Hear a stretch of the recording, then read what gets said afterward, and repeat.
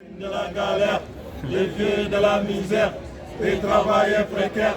Et ces sociétés-là, on n'en veut pas. Les jeunes de la galère, les vieux de la misère, les travailleurs précaires. Et ces sociétés-là, on n'en veut pas. Depuis l'an dernier, où nous avions déjà organisé un débat ici même pour discuter de la bagarre que vous meniez pour obtenir votre régularisation, un an s'est écoulé. Mais vous êtes toujours dans la même situation absurde où vous avez besoin de travailler pour vivre, comme tous les travailleurs, mais que dans le même temps, les autorités gouvernementales, qui savent bien que vous êtes là, ne vous reconnaissent pas le droit de travailler. Vous expliquerez cela tout à l'heure, ce qui est justement votre combat. Mais avant, je souhaiterais dire deux mots sur ce qui se passe aussi à Mayotte, parce que, à mon avis, c'est le même problème. Alors là-bas, on pourrait dire que les migrants, eh ben, ce sont les Blancs, car définir un département français à 8000 km de la métropole, il faut le faire. Comment les profs de géographie vont-ils expliquer cela aux élèves? Les habitants de Mayotte ou de l'île d'Anjouan ont beaucoup de points communs et de liens familiaux. Et si pour des raisons militaires, le gouvernement français s'est débrouillé à faire en sorte qu'en 1974, un référendum a voté à 37% qu'il était contre l'indépendance, confirmé par un autre référendum en 1976. Et depuis, même Mayotte fait partie, depuis 2014, alors je cite parce que j'ai trouvé ça cocasse, d'un statut au niveau européen, devenant une région ultra-périphérique, en fait, et fait partie depuis donc, de l'Union européenne. À Mayotte, un actif sur 3 est au chômage. Depuis 50 ans, les grandes puissances impérialistes ont imposé la suppression des barrières protectionnistes ou douanières pour assurer la libre circulation des marchandises et des capitaux. Mais dans le même temps, elles ont érigé de véritables murs autour de leurs frontières pour entraver la libre circulation des hommes et des femmes qui produisent ces marchandises. Qu'ils fuient les persécutions et les guerres ou la misère et le chômage engendrés les uns et les autres par la domination de l'impérialisme sur toute la planète, ils se heurtent, vous vous heurtez à de multiples obstacles administratifs ou physiques. Les naufrages récurrents au large de Lampedusa ou de Malte montrent que l'Europe est devenue une forteresse dont l'accès est mortel pour des milliers de migrants. Il y a les mêmes drames dans la Manche entre l'Angleterre et la France, et là on a appris justement qu'il y avait les mêmes choses, les mêmes morts par noyade au large de Mayotte. Comme les dirigeants au pouvoir ne peuvent rien faire contre la crise qui alimente le chômage et exacerbe la concurrence entre les travailleurs, comme ils ne veulent s'en prendre ni à ses causes ni à ses effets, ils utilisent jusqu'à la nausée la ficelle du prétendu problème de l'immigration. Ils désignent la fraction la plus fragile du prolétariat, les étrangers, les plus pauvres, comme bouc émissaire. C'est absolument insupportable et c'est criminel. Et je voulais dire quand même ces quelques mots avant de donner la parole à tous les grévistes. Effectivement, ça fait un an déjà que on a fait le même forum l'an dernier à la fête de lutte ouvrière. Là, le contexte est beaucoup plus politique. C'est la loi Darmanin qui n'arrête pas d'entrer, de sortir de l'Assemblée nationale, du Sénat. C'est aussi ce que vient de dire Michel, l'opération sur Mayotte. Elle est vue, le signal est fort, hein, c'est en gros, c'est une sorte de terrain d'essai pour des choses que le gouvernement voudrait bien mettre en place en métropole. La démolition des bidonvilles, ça renvoie à la façon de gérer les bidonvilles qui existent ici, que ce soit des Roms ou des réfugiés ou autres. L'expulsion massive, ça a cessé avec les premiers charters, Pasqua et autres, ça avait vraiment fait des gros problèmes politiques, mais ils aimeraient bien recommencer des expulsions massives. Et l'avantage aussi de Mayotte, c'est qu'ils ont trouvé une partie de la population qui est d'accord avec ça. Donc là, la lutte des trois piquets, c'est aussi une façon de remettre le sujet sur la question du travail. Les personnes qui viennent ici, tous les camarades du collectif, ils viennent ici pour travailler. Et tous les sans-papiers travaillent. Mais évidemment, ce qu'on entend, c'est un amalgame travail-délinquance. Donc, la façon aussi de mettre en avant ça, c'est la grève. Ça met le doigt sur une situation absolument abominable en termes de conditions de travail. Et les deux situations sur les trois grèves, ben, c'est soit d'une part la logistique, les tri-colis, les déchargements de camions, rechargements, etc. Et d'autre part, c'est les chantiers. Alors dans le premier cas, c'est directement, souvent l'État qui exploite. Là, c'est la Poste, à travers un tas de sous-traitances en cascade. Et dans le cas des chantiers du bâtiment, ben, c'est une complicité. C'est une organisation, mais indirecte, où l'État sait très bien ce qui se passe sur les chantiers et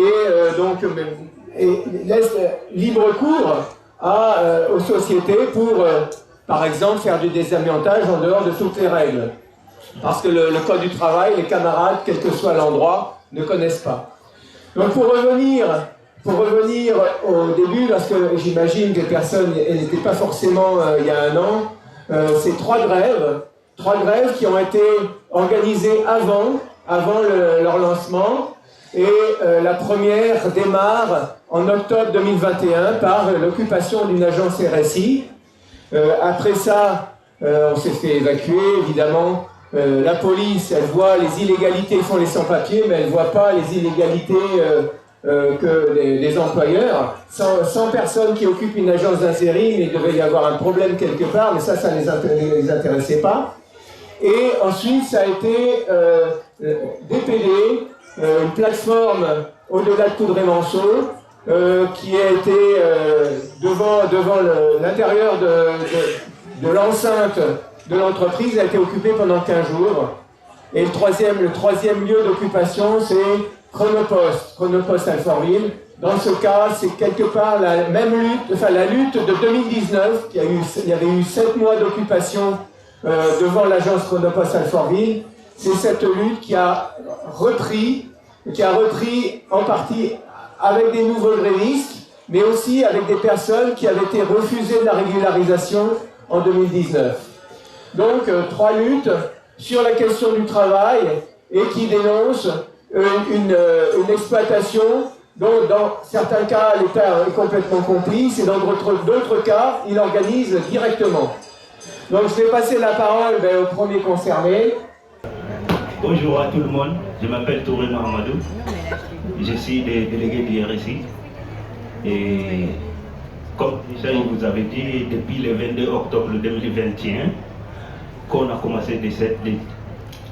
Après, lutte ça a été dur, on a obtenu, on a pris du courage de continuer à lutter pour avoir notre régularisation, surtout on est des travailleurs, on travaille dans les BTP. On était exploité par une agence intérim RSI à Gennevilliers, qui sont basés à Gennevilliers. Donc, et ils ne respectent même pas leurs propres règles dans l'intérim. Donc, c'est pour cette raison qu'on s'est organisé pour faire cette lutte. Après une année, on a obtenu des certificats et attestations de concordance de la part du patron. Donc, on a combattu pour avoir des dépôts de dossiers. Le préfet il a refusé, on a fait 13 mois avec le préfet qui refuse qu'on dépose le dossier.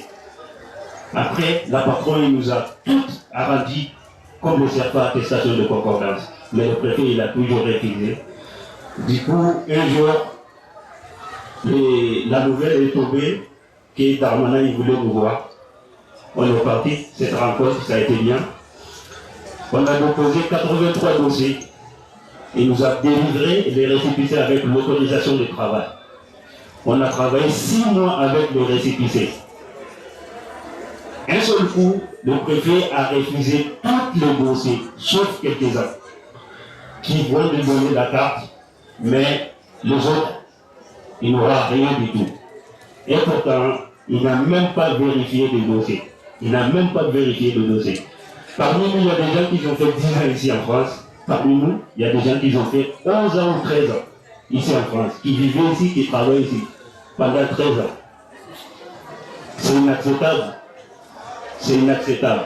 Donc si Darmanin il dit à chaque fois qu'ils sont prêts à régulariser des travailleurs des sans-papiers, c'est faux. C'est faux. Et pourtant, il y avait des travailleurs des sans-papiers qui ont déposé leur dossier. Pendant 6 mois qu'il attend la réponse, cette réponse était négative. Lui-même, il était clair avec nous qu'il ne donnera pas les papiers à les délégués. Parmi nous, il n'y a aucun délégué parmi nous. Ils ont refusé, ils ont refusé le dossier des camarades pour dire qu'ils n'ont pas été mariés ici. Ils n'ont pas les dépenses ici. Mais ça, c'est la merde. C'est la merde. Donc, on va continuer à cette lutte. On va toujours continuer pour bâtir d'avoir notre régularisation. Parce que ce pays-là, il ne peut pas être régularisé facilement. Il faut l'arracher de la main. Si tu n'as pas arraché, tu ne peux pas avoir des régularisations. Ça, jamais. On va continuer jusqu'au bout. On a besoin du soutien de tout le monde. On a besoin du soutien de tout le monde. Et je vous remercie et vive la régularisation.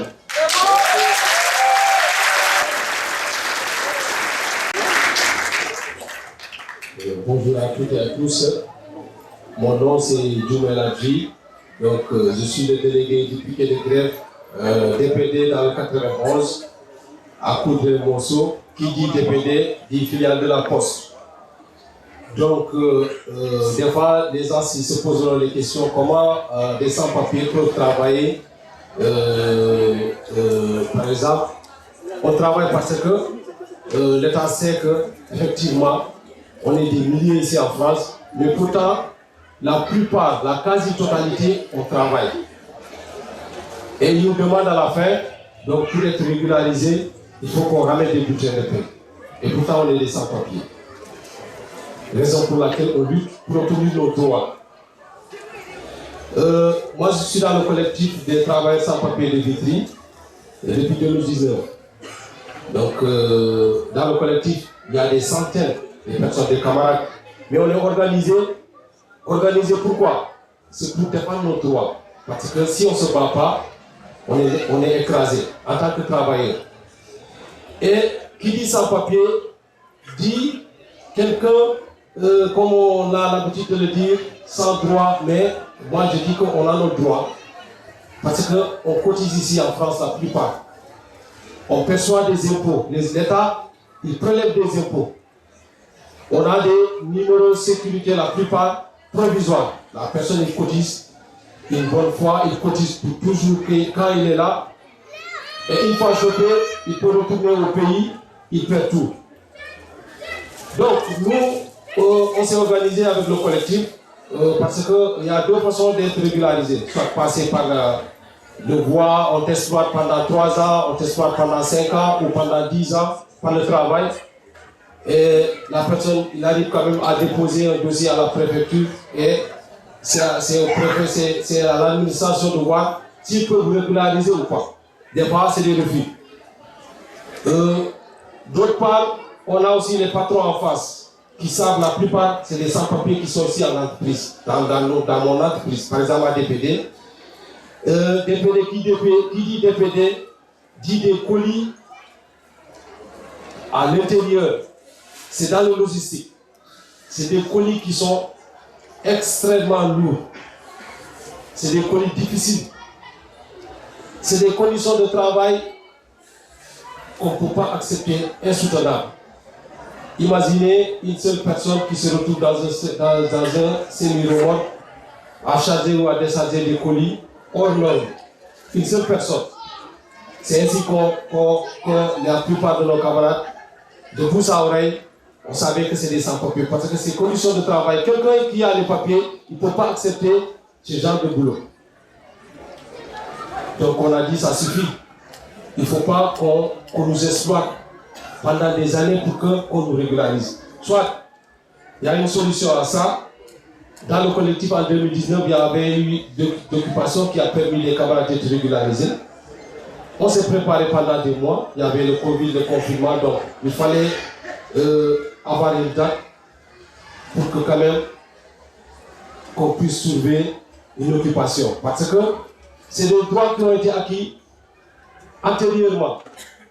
Parce qu'il y a eu différentes luttes de sans-papiers. Qui dit 96 avec Saint-Bernard, ça veut dire quelque chose. Donc, avant nous, il y a eu quand même d'autres sans-papiers qui ont fait des occupations et ça a réussi 2017, 2008. Mais on savait que ça sera très difficile. Ça serait dur. Il y a même, on se visait de dire 7 mois de lutte.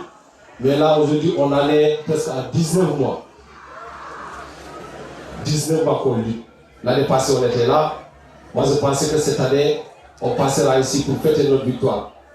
Mais jusqu'à présent, ça continue. C'est des manifs de taper de gauche à droite. C'est au niveau du ministère de l'Intérieur. Il y a le projet de loi qui est là sur l'immigration, asile et immigration. Donc c'est infernal. Donc, nous, ce qu'on demande, c'est une seule chose. Dans notre piquet, à DPD, on est une soixantaine, presque 65 personnes camarades qui sont dans le piquet. Mais avant ça, on avait un piquet de jour, un piquet permanent. Un piquet à l'intérieur, ils nous ont expulsés, on se retrouvait dehors. Un piquet à l'extérieur, après 3 mois, il y a la mairie quand même qui a expulsé de droite, qui a expulsé le piquet. Et avant ça, il y a eu quand même ce qui nous a un peu aidé. Et dans notre lutte, il y a eu un rapport, un inspecteur du travail. Parce que la boîte disait que je n'ai jamais utilisé des sans-papiers dans mon entreprise. Donc, un inspecteur quand même qui est venu, qui nous a aidés dans cette lutte. Je ne sais pas comment il a fait. C'est peut-être dans la presse, mais un bon jour, il débarque à DPD, il y avait le piquet, les camarades étaient là. Donc il est rentré à l'intérieur, il a vérifié qu'effectivement, que ces camarades-là, ce qu'ils disent, c'est vrai. La quasi-totalité, ils ont travaillé à l'intérieur du DPD. Donc de là, quand même, un rapport qu'il a fait, qu'il a envoyé au procureur, effectivement, et au préfet de l'Essonne, que ces personnes-là, ils doivent être régularisées. Au vu du travail, c'est illégal. S'ils ne sont pas régularisés, ça va continuer. Ils vont être exploités et au droit du travail, c'est illégal. Donc de là, comme je le dis, c'est des manifs. On a fait plus d'une centaine, presque 200 ou plus de manifs. C'est au ministère, c'est au préfet, aux préfectures. Donc chaque semaine, chaque 2 semaines, on a des manifs à faire. Donc, on sait que si on ne se bat pas, on ne peut pas gagner. Et on sait qu'on peut gagner, mais c'est très difficile. Parce qu'on a le camp d'en face, on a l'État, et qui dit la poste, filiale de la poste. L'État, il accepte. Il dit qu'il y a des patrons voyous qui exploitent des travailleurs sans papier, mais il oublie que lui-même, dans ses filiales, DPD Chronopost, il y a des sans-papiers qui ont été exploités, plus de 19 mois qui n'ont pas été régularisés. Donc là, on ne sait pas si ça va aboutir ou pas, mais ça commence à bouger au niveau des préfectures, on ne sait pas. Mais nous, ce qu'on demande, c'est la quasi-totalité, avec une seule preuve de travail, que les camarades puissent être régularisés pour obtenir le droit, pouvoir se battre comme tous les travailleurs. On sait que ça peut marcher, mais ce n'est pas facile, raison pour laquelle je dis à tout le monde de nous soutenir dans cette lutte. C'est un combat noble, c'est un combat pour la dignité, pour la liberté. Des personnes qui sont là pendant plusieurs années, qui n'ont pas de papier, à un moment, même en sortant de chez nous, ce n'est pas facile. La personne, il sait qu'en allant au boulot, ou même dans l'entreprise, si le patron il veut, il sait qu'il est sans papier, il peut appeler la police, et demain qu'il te retrouve en centre de détention, expulsé. Des fois, il ne fait pas d'expulsion actuellement. La plupart, c'est des OQTF de 1 an ou 2 ans, ou des IRTF. La personne peut se retrouver comme ça. On en a plein dans les piquets des personnes qui sont là, ils les chopent, ils les mettent au brigade 24 heures, la personne sort avec un officier pour venir tête. Et on a dit il faut se battre. En tant qu'ouvrier, en tant que travailleur, battons-nous. Et on s'est mis à se battre. Et c'était ça mon message. On lui demande à tout le monde de nous soutenir dans notre combat. Je vous remercie. Merci.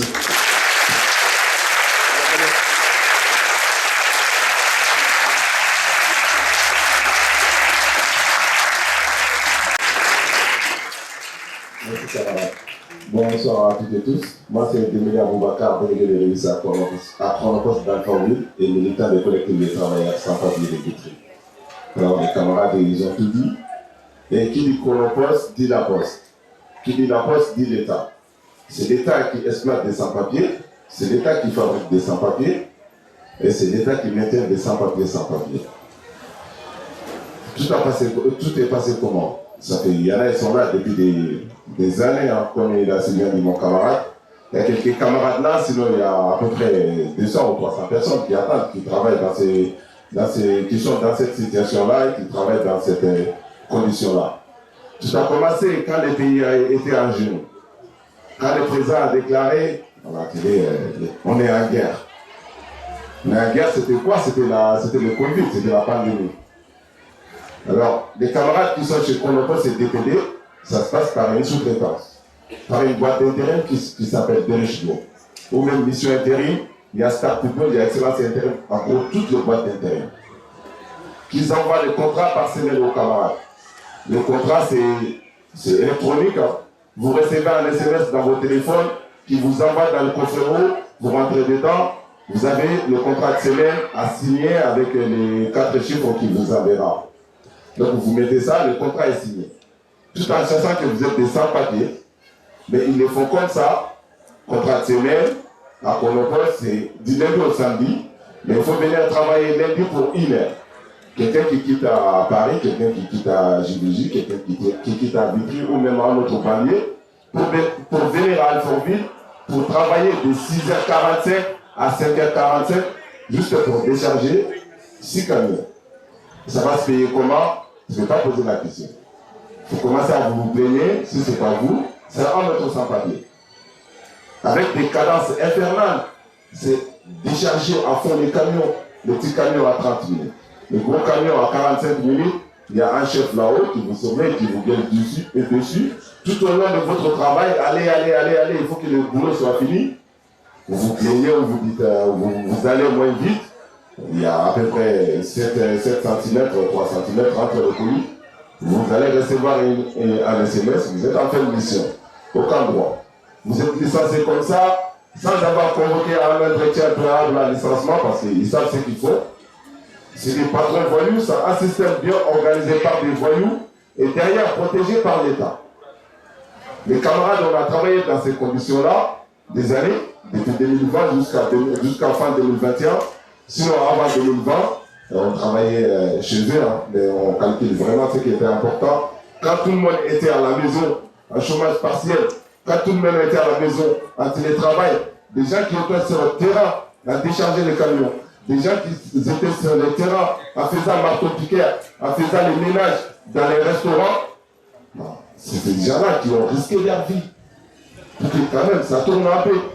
Ce n'est pas le chômage partiel qui allait faire. Vous commandez votre réfrigérateur, vous commandez la nourriture pour les chiens, pour les chats, vous commandez des vêtements, des chaussures. C'est qui au bout de la chaîne? C'est les sans-papiers. Quand les patrons de la Poste nous disent « Ah, c'est les déclics, ça marche bien », voilà, monsieur, vous faites plein de bénéfices. Mais grâce à quoi? À cause de quoi? À cause d'une exploitation. En mettant les dos des gens en compote, en cassant les reins des jeunes. C'est ça, il y a des camarades qui sont là, qui sont avec les ceintures. C'est ça la réalité. Et quand on a décidé de sortir, de dire maintenant, assez trop, c'est trop, on veut notre régularisation, comme tu l'as si bien dit, on veut notre liberté. On veut travailler pour vivre, pas pour servir.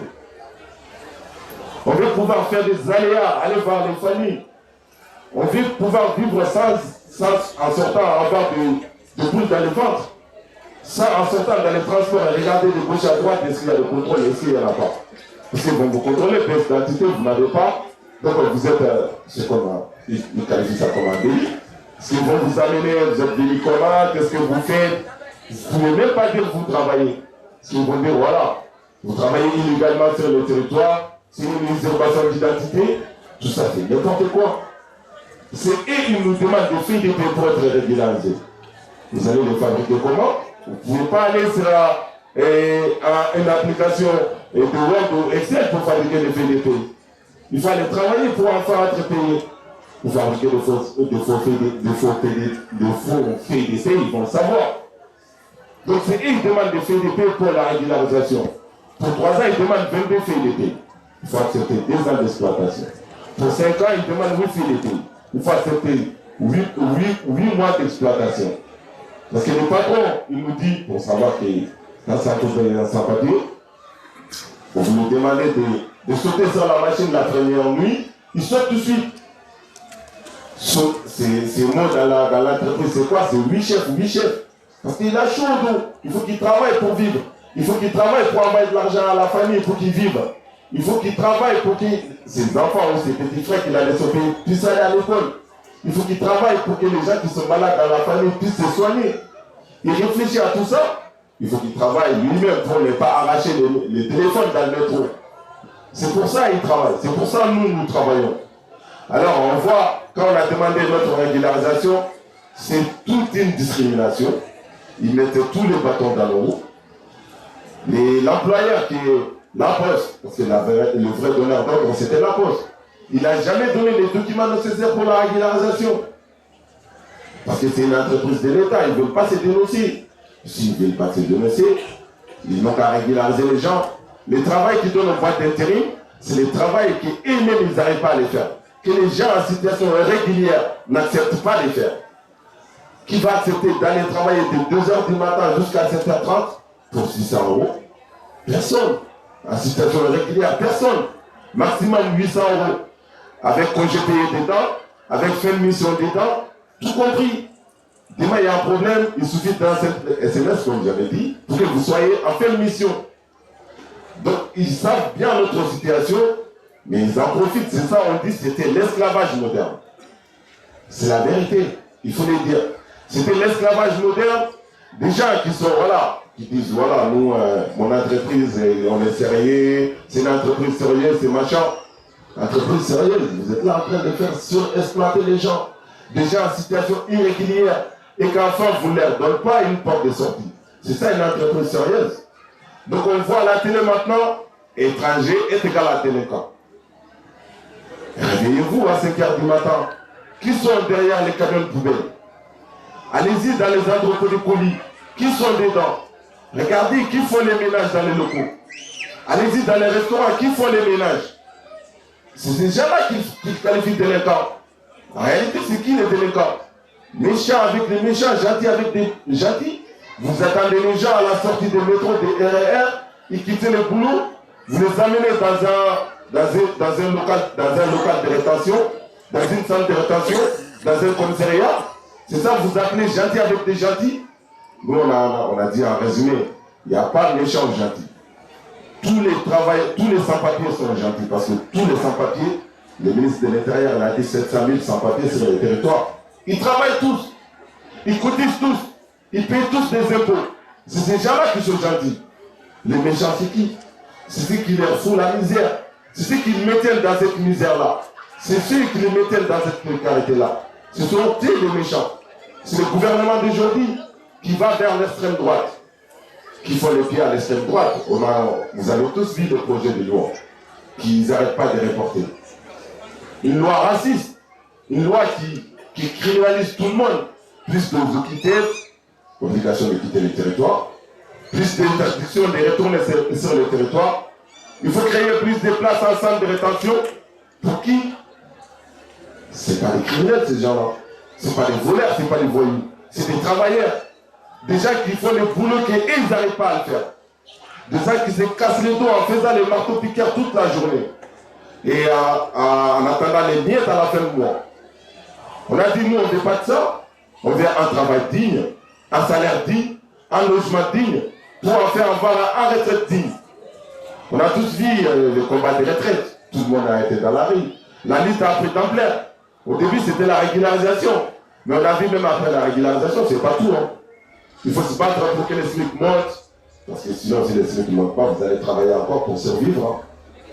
Il faut se battre pour que la retraite reste à 62 ans. Parce que 60 ans, c'est déjà foutu. S'il faut travailler jusqu'à 64 ans, en faisant le déchargement, en faisant le chargement, en faisant le marteau-piqueur, en faisant les ménages, en faisant la restauration, bah, il y a des réponses. Soit retraite à l'hôpital, soit retraite au cimetière. C'est les deux cas. Donc c'est ces gens-là.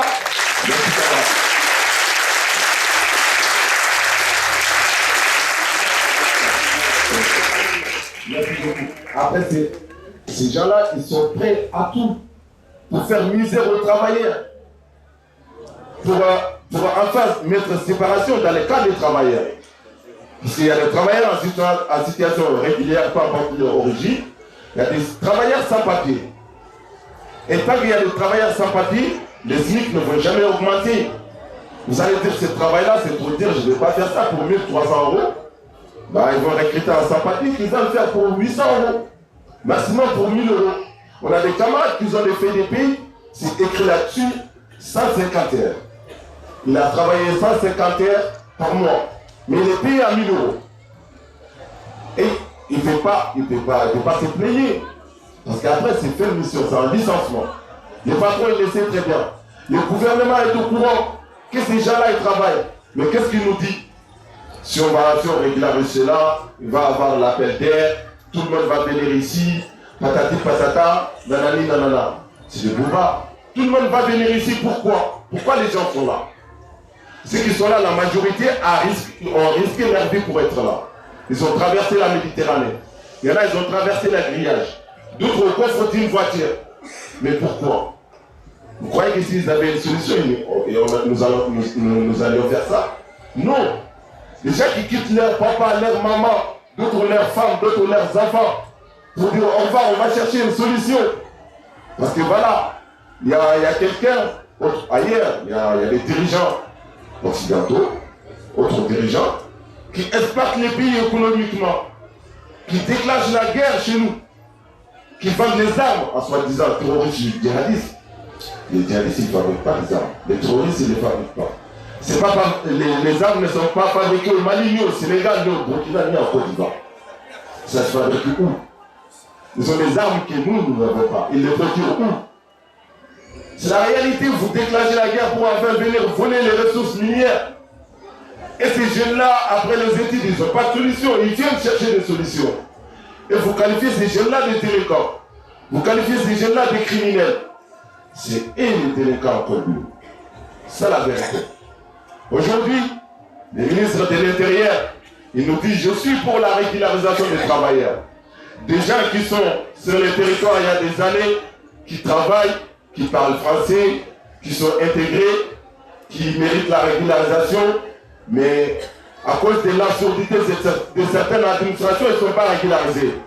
À cause de l'absurdité de quelle administration? C'est les préfectures. Et les préfectures dépendent du ministère de l'Intérieur. En même temps, c'est lui qui s'assoit pour dire ça. C'est une hypocrisie. C'est ton administration qui doit régulariser. Mais tout est dématérialisé. Vous pouvez avoir tous les documents nécessaires seulement pour la régularisation. Il n'y a pas de rendez-vous. Les serpents, ils vieillissent. Les patrons, ils en ont marre à un moment donné. Renouvellent pas. Vous avez un titre de séjour.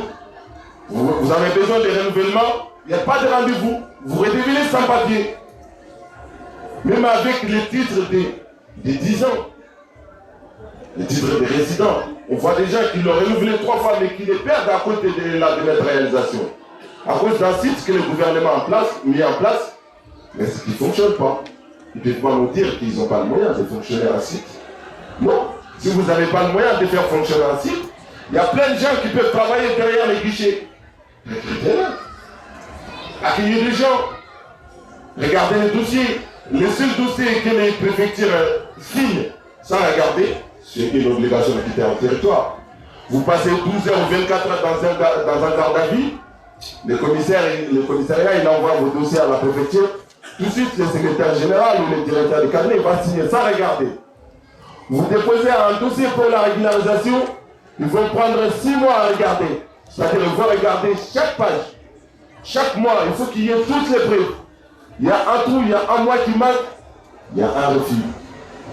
Il y a quelques centimes qui manquent sur les feuilles de paye, c'est un refus avec une obligation de quitter le territoire. Donc on voit bien leur face. C'est pour ça, depuis 18 mois, que les gens sont en lutte, que ces gens-là regardent, demandent leur régularisation. Mais jusqu'à présent, la préfecture dit c'est le ministère. Quand on va vers le ministère nous dit c'est la préfecture. Donc, le ministère nous dit c'est la préfecture, chacun se renvoie à la patate chaude. Personne ne veut prendre sa responsabilité. On a obtenu 83 récépissés à Gennevilliers pour les camarades RSI qui étaient une boîte d'intérim de BTP. Les gens, ils ont travaillé 6 mois parce qu'il y avait 6 mois d'autorisation de travail. Le ministre de l'Intérieur avait dit il faut regarder ce dossier-là le plus humainement possible, examiner les dossiers le plus humainement possible. Le plus humainement possible, il n'y a même pas 24. Alors, ceux qui ont travaillé pendant 6 mois à cotiser, ils vont payer des impôts, bien sûr, parce que c'est prélevé automatiquement à la source. Se retrouvent sans papier. Cet argent-là, ça va dans la caisse du patronat, dans la caisse du gouvernement. Et ceux qui ont travaillé cotisé, ils auront quoi au retour? Rien. Ils ne bénéficient rien de la solidarité de cotisation qu'ils venaient de faire. Alors l'air est grave dans ce pays-là aujourd'hui. Voilà, quand on voit les présidents de la République promener des rouleaux à 4 h du matin, ça veut dire qu'il ne faut plus dormir la nuit. Moi, et voilà, l'État est coté. On va dire les travailleurs français, étrangers, en situation régulière ou irrégulière, initiez-nous. Soutenez les travailleurs sans papier pour que les SMIC puissent monter. Soutenez les travailleurs sans papier pour qu'il n'y ait plus de séparation dans le monde du travailleur. Parce qu'aujourd'hui, on dit voilà, tous les travailleurs ont les mêmes classes. Aujourd'hui, on n'a pas les mêmes classes. Nous, on est des travailleurs sans papier. On paye des impôts, on cotise, mais on n'aura rien au retour. On se bat pour que les retraites restent à 62 ans, mais si on n'a pas régularisé, on n'aura pas de retraite. On n'aura rien en retour. C'est la réalité. La lutte continuera. Camarades, on ne va pas baisser les bras, on ne va rien lâcher. S'il faut revenir ici l'année prochaine, en faisant la liste, on reviendra jusqu'à l'obtention de la dernière carte pour la dernière personne. Alors la lutte continue, je vous remercie.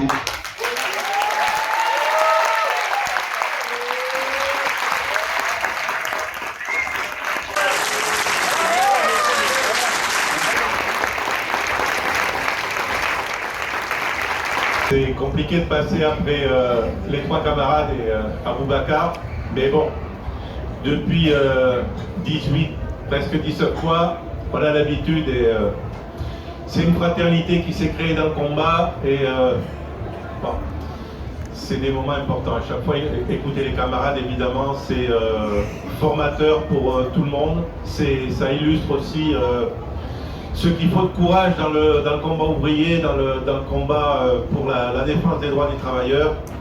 Et le courage, il n'en manque pas parce que, je le redis, ça fait 18 mois. Et bon, c'est pas encore là. Il y a des sortes de compétitions des fois entre militantes et militants. Quand on rencontre Rachel Keke qui nous soutient, elle dit moi c'est 22 mois. Bon. Mais les camarades, ils sont décidés de toute façon, ils feront comme Rachel Keke, ils sont décidés à aller jusqu'au bout et à gagner. Et ils se battent pour gagner. Voilà, donc moi je m'exprime au nom de l'Union syndicale solidaire avec SUDPTT aussi. On est l'organisation syndicale qui est aux côtés des camarades depuis le début dans ce conflit. On est présent au quotidien, on était déjà présent dans la lutte Chronopost en 2019, dans le combat précédent. Je voudrais juste dire, et pas être très long, parce que bon, Aboubacar a vraiment dit tout ce qu'il y avait à dire. Je voudrais juste dire que si on s'engage syndicalement auprès des camarades, c'est bien parce que leur combat il est au cœur d'une lutte ouvrière, d'une lutte de travailleurs, d'une lutte de salariés. Et c'est bien une grève, parce qu'il y a, y compris ici et là, et des fois, même dans nos rangs de façon impensée, où on regarde ce type de conflit comme un conflit à part, comme une lutte à part, comme une lutte, bon, qu'on regarde d'un point de vue humain ou humaniste, c'est bien, il faut les soutenir, mais c'est pas une lutte, c'est pas notre lutte, c'est pas une lutte qui nous concerne directement. Et cette lutte, elle concerne l'ensemble des travailleurs. dont les camarades évidemment sont partie intégrante. Ils ne sont pas à côté, ils sont au milieu, ils font partie de l'état de la classe telle qu'elle est. La classe ouvrière aujourd'hui, le prolétariat aujourd'hui, ben, en grande partie, c'est ce que vivent les camarades, c'est ceux qui sont, avec d'autres, évidemment, d'autres camarades qui sont surexploités, qui peuvent avoir la nationalité française, qui peuvent avoir des papiers, qui ne sont pas dans une situation, qui sont dans une situation des fois moins fragile du point de vue du rapport à l'État, mais qui peuvent être aussi économiquement dans une situation de souffrance comparable. Donc si on est dans ce combat avec les camarades, c'est pour affirmer qu'il s'agit bien d'une lutte de travailleurs. Cette lutte de travailleurs, elle est essentielle à soutenir, essentielle à porter, il est essentiel que les camarades puissent gagner. Aboubacar l'a bien expliqué, les autres camarades l'ont dit, ils font partie d'un monde d'exploitation qui est un monde totalement souterrain, par lequel le patronat, une large partie du patronat est totalement protégée par l'État, les pouvoirs publics, par le monde qui protège le capital, par l'appareil d'État. Donc ce monde-là, d'un point de vue économique, il est extrêmement puissant, extrêmement développé, et aujourd'hui, il brasse en gros toute une partie du monde des affaires. On retrouve, et les camarades l'ont dit, on retrouve cette situation d'exploitation des sans-papiers et de surexploitation de toute une partie des travailleurs dans une situation de mépris total de toutes les lois sociales. Le code du travail, ça n'existe pas pour ces gens-là.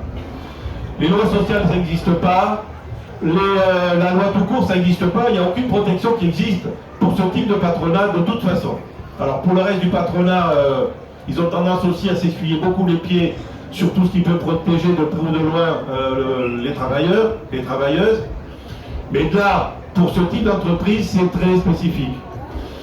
Les entreprises de logistique, la restauration, le nettoyage, le BTP et plein d'autres secteurs, ils sont extrêmement connus, ils sont connus de tout le monde.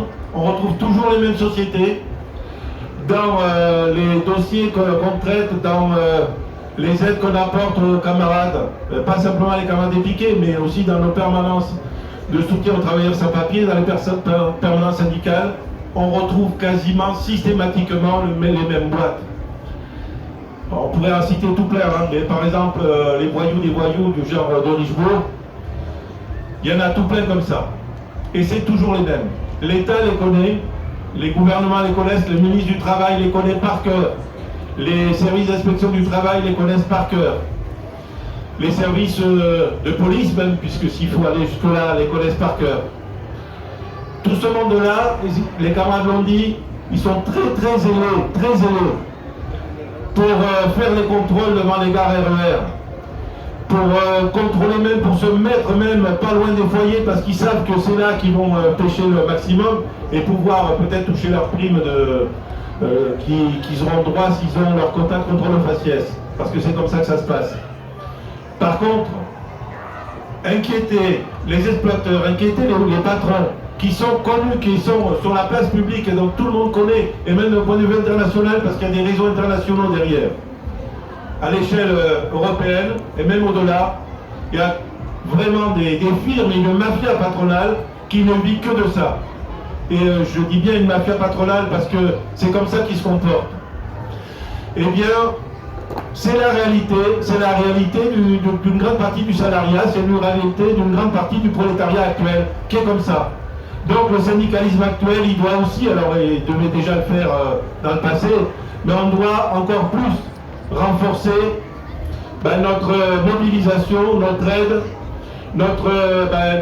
aider aux luttes collectives, aider à la défense collective, aider à s'organiser, aider à gagner et aider à faire en sorte qu'on aille vers une unification des statuts, une unification des situations, une unification des droits, et qu'au bout du bout, on n'ait plus ces situations de surexploitation et de travailleurs sans droit. Parce que ça a été dit, les travailleurs sans droit, ça veut dire que ça pèse sur l'ensemble du monde du travail, ça tire vers le bas ces situations-là, et c'est fait pour ça.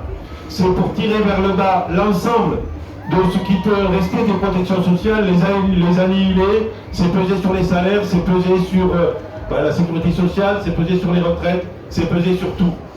Et bien le combat qu'ils mènent, les camarades, ils le mènent pour eux, ils le mènent pour nous, ils le mènent pour l'ensemble des travailleurs, et c'est à ce titre-là qu'on doit être à leur côté et qu'on doit les aider à gagner, mais si on les aide à gagner, on gagnera pour l'ensemble des travailleurs aussi.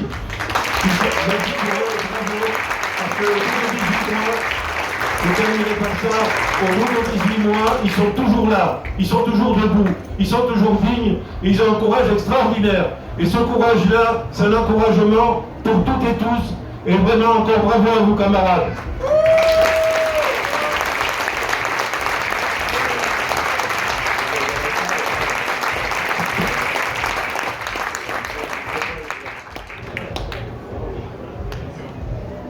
Donc, on va peut-être passer la parole à la salle pour qu'il y ait... Alors, 1 heure, ça passe vite, hein, pour qu'il y ait 2 ou 3 questions.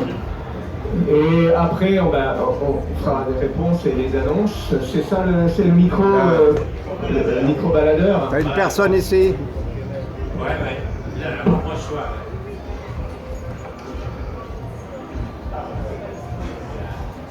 Bonjour. Moi, j'ai 2 questions. La première, je voudrais savoir c'est quoi les prochaines dates sur lesquelles on pourrait venir.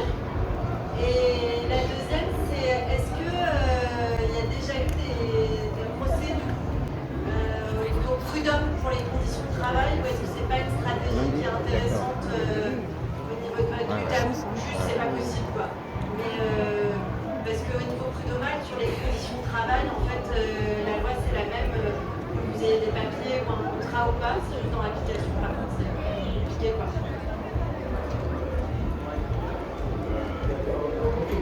Plusieurs questions, on va faire les questions.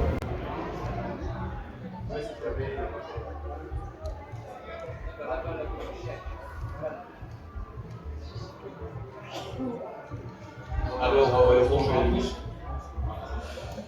Donc, je suis venu avec mon collègue Avril de la solution. On est habilités tous les 2. On est venu ici parce qu'on connaît assez bien ce secteur de Vitry-sur-Seine et Pas-sur-Seine. On était entre guillemets à peu près au courant de ce qui se passait au niveau des réfugiés, etc. Et au niveau de la politique vraiment dégueulasse de M. Darmanin, ce qui est pas beau. Et là, avec les détails que vous venez de nous donner, ce que j'apprends là, ça m'horrifie. C'est horrifiant, c'est quelque chose qui, à l'entendre, on pourrait croire que c'est insensé, etc. Alors que c'est une réalité qui est violente, terrible, perverse. Et c'est quelque chose qui... Je savais bien que ça existait quelque part parce que c'était un peu visible, mais à ce point-là, c'est quelque chose qui est vraiment terrifiant, qui est horrifiant et qu'il faut que ça s'arrête obligatoirement. Donc, il y a ce qui se passe, on va dire, en France de cette exploitation qui est ignoble, mais il y a aussi quelque chose que je voudrais souligner, c'est vos conditions de voyage depuis le continent pour venir jusqu'en Europe. Parce qu'il y a sûrement une enquête qui doit être faite un peu plus en amont, parce que la plupart des trafiquants de ces salopards qui s'amusent à vous faire voyager dans des conditions indignes, ils ne le font pas d'une manière, on va dire, comme ça voilà. Ils sont forcément diligentés peut-être par ces autres personnes, c'est une théorie, voilà, qui, je ne sais pas si elle a vraiment découvert quoi que ce soit, je ne connais vraiment pas sur le sujet. Mais il faut vraiment qu'il y ait une enquête en amont qui soit vraiment donnée pour voir s'il n'y a pas... je ne vais pas donner les détails non plus, mais voilà, ce que j'ai appris là, c'est vraiment très... c'est vraiment déconcertant, on a envie de casser des têtes. Voilà, je le dis tout net, ça donne très très envie de casser des têtes. Ça donne envie d'aller là-bas, de les choper, et puis voilà, je vais d'être radical. Mais voilà, déjà... Ce que je peux vous dire, c'est que vous pouvez être vraiment fiers de ce que vous accomplissez aujourd'hui. Moi, je vous dis en tant que Français, voilà, Français dans mon pays, etc., peut être entre guillemets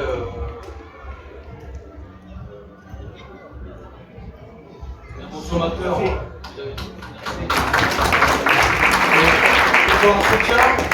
Il faut un soutien de tout le monde, c'est ce qui est important, et il faut vraiment faire jouer les relations, etc. Il ne faut pas qu'il n'y ait que vous, que votre association qui soit là, parce que ça touche tout le monde. Et je pense qu'il faut vraiment mettre un terme à toutes ces saloperies, parce que il y a vraiment beaucoup d'allégories racistes et c'est vraiment dégueulasse. Voilà. C'est tout ce que je voulais dire. Voilà.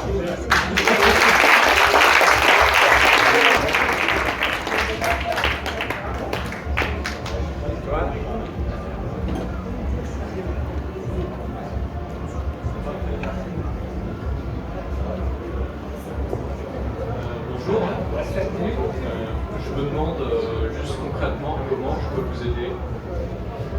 Voilà.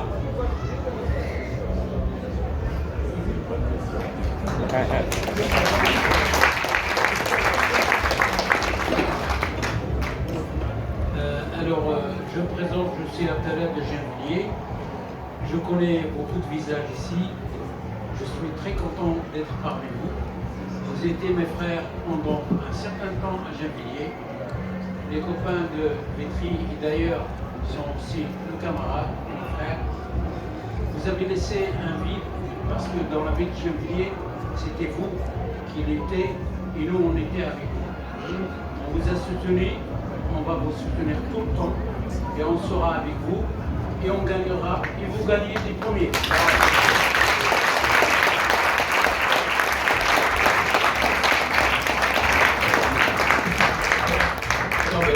On va peut-être, je vais peut-être répondre. Donc, l'indignation du camarade fait plaisir. En même temps, la seule chose, c'est, au niveau de l'analyse, c'est tout simplement de la délocalisation sur place. C'est-à-dire les conditions terribles qui se passent dans les pays loin d'ici, quand ils déplacent une usine, ça se passe ici dans ce qui n'est pas délocalisable. Tous les secteurs où il y a les sans-papiers, c'est les secteurs, c'est le nettoyage, la restauration, la logistique, le bâtiment, c'est pas délocalisable, mais ils ont mis ici en France même les conditions de travail des pays où les usines partent, où les usines sont délocalisées. Donc la réaction de ça, c'est effectivement une unité plus grande, et on invite de toute façon tous les camarades à se joindre à nos mobilisations.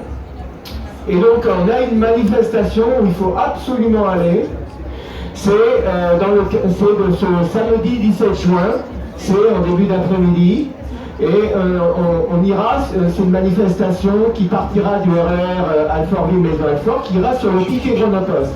Ça se fait dans le cadre de l'UCIGE, Unis contre une immigration jetable, qui est un réseau d'associations qui s'est constitué en début d'année contre la loi Darmanin et qui réunit une centaine d'associations de signatures, qui a fait déjà plusieurs manifestations, le 18 février, le 4 mars, le 25 mars, le 29 avril. Cybèle, je crois que j'en ai pas oublié, Cybèle est de Solidaire, de l'Union Solidaire et dans l'UCIGE, et anime beaucoup ces réunions.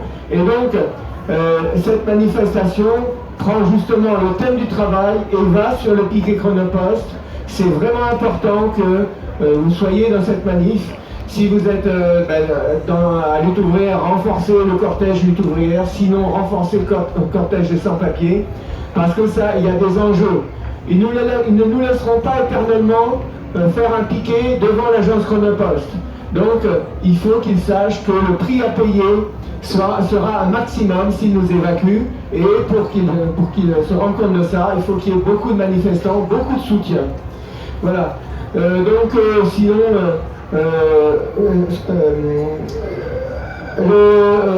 notre annonce, c'est ce lundi, donc c'est à 13h, c'est dans l'espace cinéma, là où il y a les films classiques qui passent.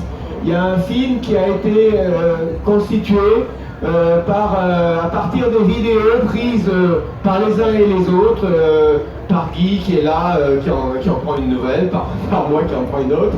Et donc on a un film de 50 minutes, c'est à 13h à l'espace cinéma dans la fête.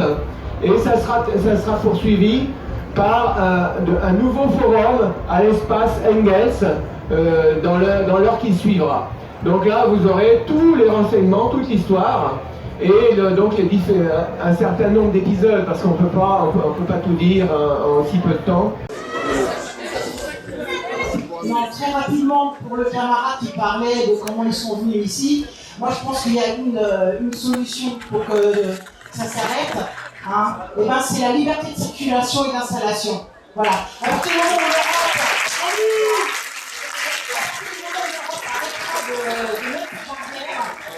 et ben voilà, ils n'auront pas à traverser la Méditerranée dans de telles conditions.